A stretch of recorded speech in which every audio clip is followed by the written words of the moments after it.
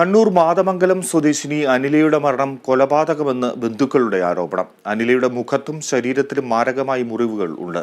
കൊലപാതകത്തിൽ കൂടുതൽ പേർക്ക് പങ്കുള്ളതായി സംശയിക്കുന്നതായും അനിലയുടെ ബന്ധുക്കൾ പറയുന്നു. അനിലയുടെ സുഹൃത്ത് സുദർശന പ്രസാദ് എന്ന ഷിജുവിനെയും ഇരുളിലെ സ്വന്തം വീട്ടിൽ തൂങ്ങി മരിച്ച നിലയിൽ കണ്ടെത്തി. ഇവരുടെ അടുപ്പത്തെ ചൊല്ലി പലതവണ പ്രശ്നങ്ങൾ ഉണ്ടായിരുന്നു. തുടർന്ന് ആ ബന്ധം ഒഴിവാക്കുകയും ചെയ്തിരുന്നു. കൊലപാതകത്തിന് പിന്നിൽ ഷിജുവിനെ കൂടാതെ കൂടുതൽ പേരുള്ളതായി സംശയിക്കുന്നതായി അനിലയുടെ സഹോദരൻ പറഞ്ഞു. ശനിയാഴ്ച അനിലയെ കാണാതായതിനെ തുടർന്നാണ് ഭർത്താവ് പെരിങ്ങോ പോലീസിൽ പരാതി നൽകിയിരുന്നു.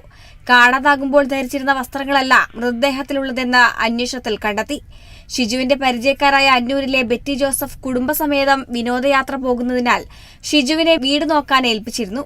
ഞായറാഴ്ച നായകളുടെ കുരകേട്ടാണ് പരിസരവാസികൾ ബെറ്റിയെ വിവരമറിയിക്കുന്നത്. തുടർന്ന് നടത്തിയ പരിശോധനയിലാണ് അനിലയുടെ മൃതദേഹം നിലത്തിക്കിടക്കുന്ന നിലയിൽ കാണുന്നത്. സംഭവത്തിൽ 3 കേസുകൾ രജിസ്റ്റർ ചെയ്ത് അന്വേഷണം പുരോഗമിക്കുകയാണ്. Kerala vision news, Kannur.